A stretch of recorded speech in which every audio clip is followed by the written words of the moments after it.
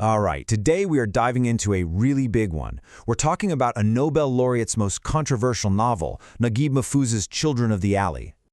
So, what is the big deal with this book? I mean, it was published way back in 1959, but it's still considered, well, dangerous.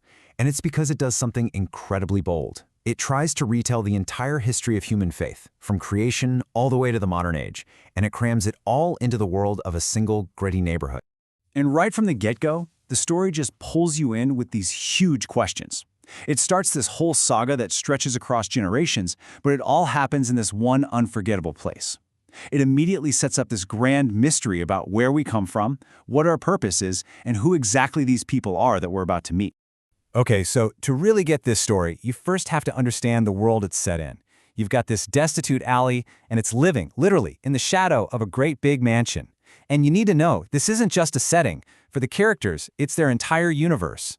So picture this. This powerful ancestor figure, Gabalawi, builds himself this massive walled-off paradise. But right outside his gates, his own family, his descendants, are left to live in total filth and chaos.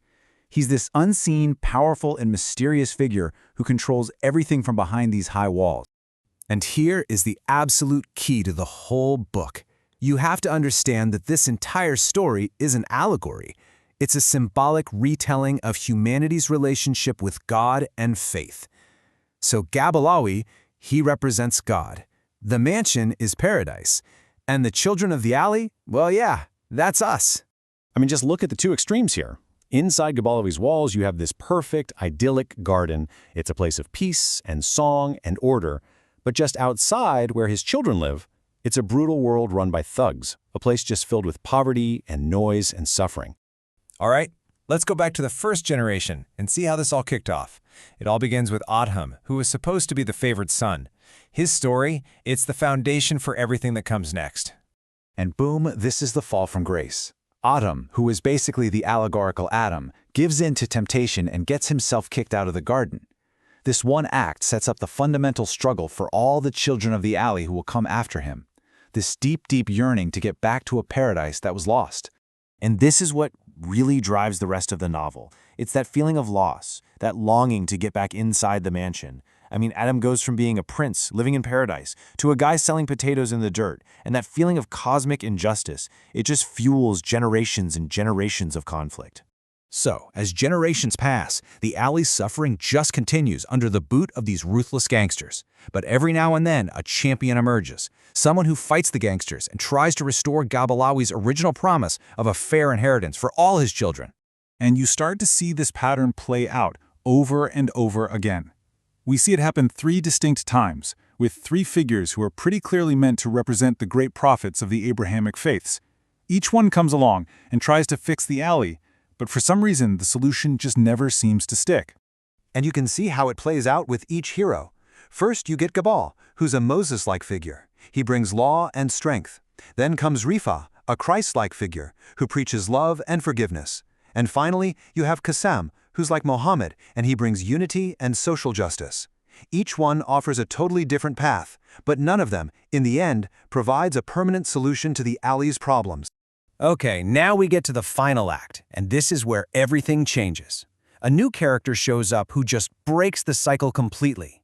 His name is Arafa, and he's a magician. He's not a prophet. He's something entirely new, and frankly, a lot more dangerous to the old way of doing things. You see, Arafa represents this huge break from the past.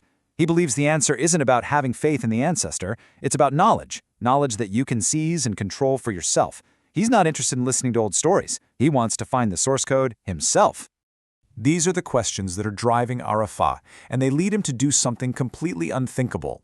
He decides he's not going to wait for a message from Gabalawi. No. Instead, he's going to break into the mansion and find the ancestor's secret book of power for himself.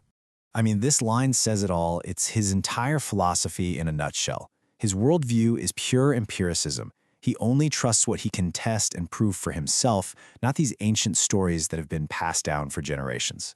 And this is the shocking climax the entire novel has been building towards. His quest for knowledge leads directly to the death of God. Arafa finds Gabalawi, but he's not some all-powerful being. He's just a fragile old man. And in their confrontation, the ancestor dies, and it changes the alley forever. So even though his mission technically fails, he learns the most important thing of all. He discovers there is no secret divine power, no magic book that's going to solve everything.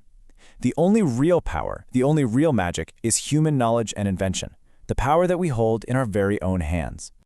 So, Gabalawi is gone. The alley enters this new, kind of terrifying and completely uncertain age. Arafa, he's eventually killed by the people in charge, but his dangerous idea, well, it takes on a life of its own. Right before he dies, Arafa has this really profound realization. It's the fear of death, the fear of the unknown, that has kept humanity paralyzed this whole time. And he concludes that to truly, truly live, we have to overcome that fear. And this, right here, is the ultimate shift in the alley. The people, they're now free from the ancestor, but they're also completely adrift. They reject the old faiths and they put all their hope into science, into magic, and into themselves to solve their own problems. And that is the profound, really unsettling, unanswered question that the novel just leaves you with. In a world without God, where humanity only has itself and its magic to rely on, what does our future even look like? Who's in charge now?